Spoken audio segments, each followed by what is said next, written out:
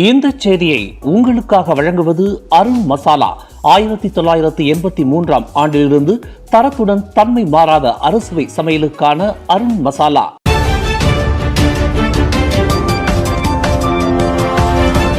வணக்கம். திசைகளின் ஒரு மணி செய்திகள். முட்டை விலையை குறைத்ததற்கு நன்றி.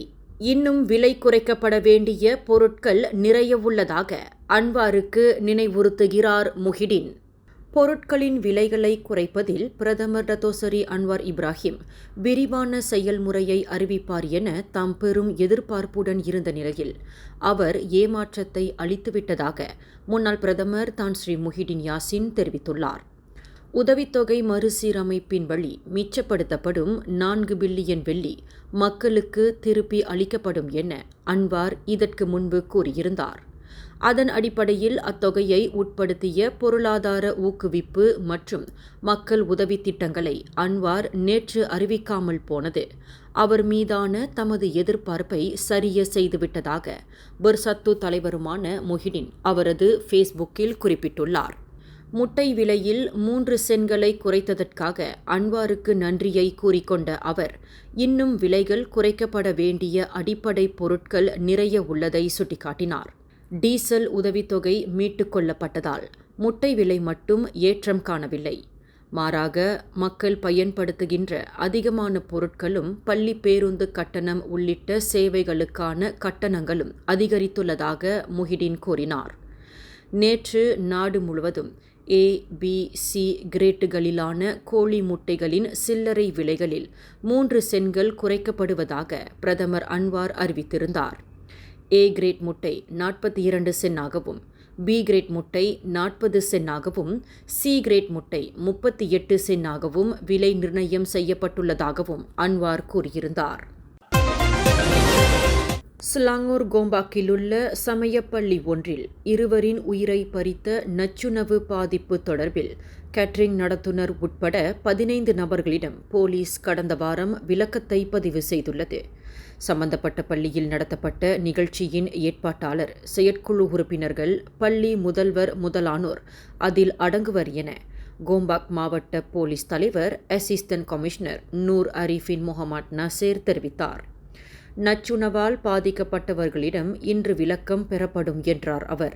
இம்மாதம் 8ஆம் தேதி கோம்பாக் சுங்காய் சின்சேனில் உள்ள சமயப்பள்ளியில் நடைபெற்ற நிகழ்ச்சி ஒன்றில் பீஹுன் மீ முட்டை உள்ளிட்ட உணவை உட்கொண்ட 19 மாத பெண் பிள்ளையும் 17 வயது பையனும் நச்சுணவு பாதிப்பு காரணமாக உயிரிழந்தனர்.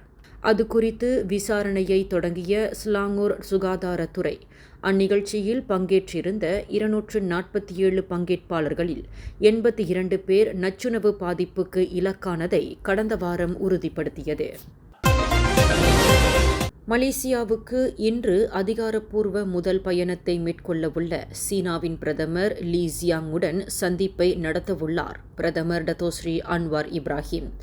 மலேசியா சீனா இடையிலான இருவழி உறவை வலுப்படுத்துவது தொடர்பில் அவ்விரு தலைவர்களும் விவாதிக்க உள்ளனர். இரு நாடுகளின் நலன் சார்ந்த அனைத்துலக மற்றும் வட்டார விவகாரங்கள் குறித்து அவ்விருவரும் கருத்துக்களை பரிமாற்றிக் கொள்ளவிருப்பதாக விஸ்மாபுத்ரா அறிக்கையில் கூறியுள்ளது. மேலும் இலக்கவியல், பொருளாதாரம், பசுமை மேம்பாடு, சுற்றுலா, வீடமைப்பு மற்றும் நகர்ப்புற மேம்பாடு, உயர்கல்வி, அறிவியல் மற்றும் தொழில்நுட்பம், சீனாவுக்கு மலேசியாவின் வேளாண் பொருட்களை ஏற்றுமதி செய்வது உள்ளிட்ட பல்வேறு துறைகளில் ஒத்துழைப்பை மேற்கொள்வது குறித்த புரிந்துணர்வு உடன்படிக்கையிலும் கையெழுத்துகள் இடப்படவுள்ளன. மலேசியா சீனா இடையிலான 50 ஆண்டு கால உறவை கொண்டாடும் வகையில் லீ ஜியாங்கின் மலேசிய பயணம் அமைந்துள்ளதாக விஸ்மாபுத்ரா கூறியது. பெர்சத்து கட்சி கடந்த 2017ஆம் ஆண்டில் தொடங்கப்பட்டதிலிருந்து அதன் தலைவராக இருந்து வரும் தான் ஸ்ரீ முஹிடின் யாசின் அப்பொறுப்பிலிருந்து விலகும் முடிவை எப்போதோ எடுத்துவிட்டார். ஆனால் அக்கட்சியினுள் நீடித்து வரும் உட்கட்சி பூசல்களினால் அவரால் அப்பொறுப்பிலிருந்து விலக முடியாமல் போய்விட்டது. அதன் காரணமாகவே முஹிடினை தலைவராக நிலைநிறுத்தும் முடிவு இம்மாதம் 7ஆம் தேதி நடைபெற்ற கட்சியின் உச்சமன்ற கூட்டத்தில் எடுக்கப்பட்டதாக பெயர் கூற விரும்பாத தலைவர் ஒருவர் கூறினார்.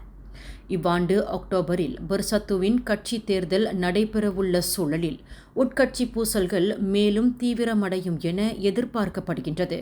நடப்பில் துணைத் தலைவர் டத்தோசரி அஹ்மத் ஃபைசால் அசுமு, பொதுச் செயலாளர் டத்தோசரி ஹம்சா ஜைனுடின், உச்சமன்ற உறுப்பினர் டத்தோசரி அஸ்மின் அலி ஆகிய தலைவர்களால் பெர்சத்து 3 பிரிவுகளாக பிளவுபட்டுள்ளது. நடப்பில் பரிகத்தா நேஷனல் கூட்டணி பெரும்பான்மை மலாய் வாக்காளர்களின் ஆதரவை கொண்டுள்ள சூழலில் பெர்சத்துவில் ஏற்பட்ட பிளவுகள் நாட்டின் 16வது பொது தேர்தலில் அக்கூட்டணிக்கு பாதிப்பை ஏற்படுத்தும் என ஐயுறப்படுகின்றது. அதனை தவிர்க்கவே முஹிடின் பெர்சத்துவின் தலைவர் பொறுப்பை தொடர வேண்டிய கட்டாயம் ஏற்பட்டுள்ளதாக அவர் குறிப்பிட்டார். சிலாங்கூர் காஜாங்கில் பேரங்காடி ஒன்றிலுள்ள நகை கடையில் துப்பாக்கியை காட்டி நகைகளை கொள்ளையிட்ட முகமூடி அணிந்த 4 ஆடவர்களை போலீஸ் தேடி வருகின்றது. நேற்று மாலை மணி 3:17 அளவில் சம்பந்தப்பட்ட பேரங்காடியின் 1வது மாடியிலுள்ள நகைக்கடையினுள் பாதுகாவலர் உடையிலும் கையுறைகளை அணிந்திருந்தவாறும் உள்ளே நுழைந்த அக்கும்பல் சுத்தியலை பயன்படுத்தி கண்ணாடி பேழைகளை உடைத்து அதிலிருந்த நகைகளை கைப்பற்றியது. நகைகளை திருடிய பிறகு அங்கிருந்த கண்ணாடியை நோக்கி இருமுறை சுட்ட அக்கொள்ளை கும்பல் பேரங்காடி கட்டடத்திற்கு கீழ் உள்ள வாகன நிறுத்தும் இடத்தை நோக்கி ஓடியதோடு அங்கிருந்து தப்பித்து சென்றதாக காஜாங் மாவட்ட போலீஸ் துணைத் தலைவர் சூப்பரிண்டென்டன்ட் முகமது நசீர் டர்மான் தெரிவித்தார். மொத்த இழப்பு குறித்து மதிப்பீடு செய்யப்படுகின்றது. சிசிடிவி காணொளி பதிவுகள் ஆராயப்படுவதோடு சம்பவத்தை நேரில் கண்ட சாட்சிகளிடம் விளக்கமும் பதிவு செய்யப்பட்டு வருகின்றது. 1971ஆம் ஆண்டு சுடும் ஆயுத சட்டத்தின் கீழ் விசாரணை மேற்கொள்ளப்படும் வேளை அச்சம்பவம் குறித்த தகவல் அறிந்தவர்கள் போலீசிடம் தெரிவிக்கும்படி முகமது நசீர் கேட்டுக்கொண்டார். விரைவு பேருந்துடனான சாலை விபத்தில் புரோட்டோன் ஜென் 2 வாகனத்தில் பயணித்த ஒருவர் உயிரிழந்த வேளை மற்றொருவர் கடும் காயங்களுக்கு இலக்கானார். பினாங்கு சுங்கைபாக்காப்புக்கு அருகாமையிலுள்ள வடக்கு தெற்கு நெடுஞ்சாலையின் 155.9வது கிலோமீட்டரில் இன்று அதிகாலையில் அத்துயரச் சம்பவம் நிகழ்ந்தது. அதிகாலை மணி 4:36 அளவில் அவசர அழைப்பு கிடைத்து சம்பவ இடத்திற்கு விரைந்த சுங்கைபாக்காப் தீயணைப்பு மீட்பு நிலையத்தை சேர்ந்த வீரர்கள் வாகனத்தினுள் ஓட்டுநர் இருக்கையிலும் பயணிக்கான இருக்கையிலும் சிக்குண்ட 30 மற்றும் 40 வயதுடைய அவ்விரு ஆடவர்களை சிறப்பு உபகரணங்களை பயன்படுத்தி வெளியே கொண்டு வந்தனர். அதில் 30 வயதுடைய ஆடவர் சம்பவ இடத்திலேயே உயிரிழந்ததை மருத்துவ பணியாளர்கள் உறுதிப்படுத்திய வேளை சடலம் உடற்கூறு ஆய்வுக்காக சுங்கைபாக்காப் மருத்துவமனைக்கு அனுப்பப்பட்டது. முகத்தில் காயத்திற்கு இலக்காகியிருந்த மற்றொரு நபர் சிகிச்சைக்காக அதே மருத்துவமனைக்கு அனுப்பப்பட்டதாக பினாங்கு தீயணைப்புத்துறை கூறியது.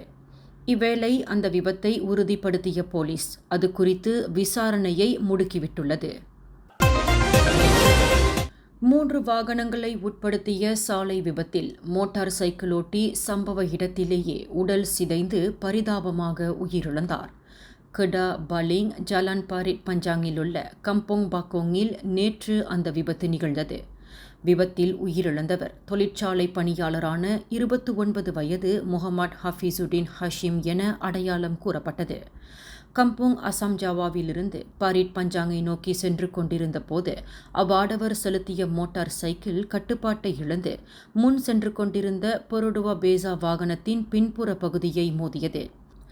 அதில் மோட்டார் சைக்கிளில் இருந்து சாலைக்கு நடுவே அவ்வாடவர் சுழன்று விழுந்தபோது எதிர் திசையிலிருந்து வந்த புரோட்டோன் பிரீஃப் வாகனமோட்டி அவரை மோதினார்.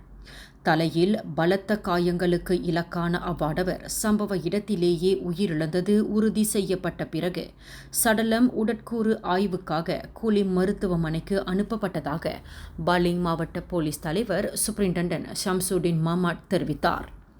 இதர 2 வாகனமோட்டிகள் காயங்கள் இன்றி உயிர் தப்பிய வேளை அச்சம்பவம் குறித்து 1987ஆம் ஆண்டு போக்குவரத்து சட்டத்தின் கீழ் விசாரிக்கப்படுவதாக ஷம்சுடின் கூறினார்.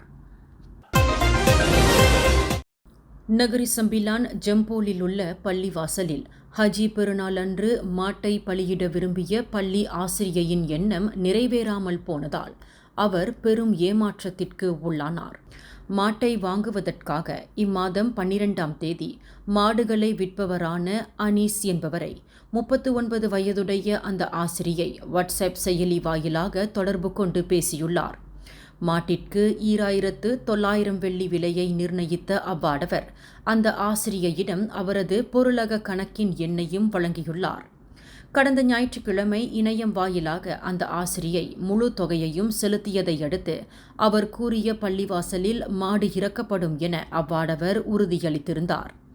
நேற்று பள்ளிவாசலுக்கு சென்றபோது அங்கு மாடு இல்லாததைக் கண்டு அதிர்ச்சியடைந்த ஆசிரியை அங்கிருந்தவர்களிடம் சம்பந்தப்பட்ட ஆடவரின் கைபேசி எண்ணை காட்டி விசாரித்த போது அது அனீஸ் என்பவரின் கைபேசி எண் இல்லை என்பது தெரியவந்தது.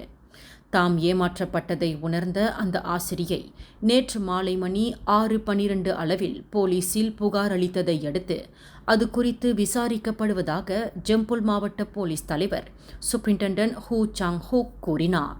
இந்த செய்தியை உங்களுக்காக வழங்கியது அருண் மசாலா. 1983ஆம் ஆண்டிலிருந்து தரத்துடன் தன்மை மாறாத அறுசுவை சமையலுக்கு அருண் மசாலா.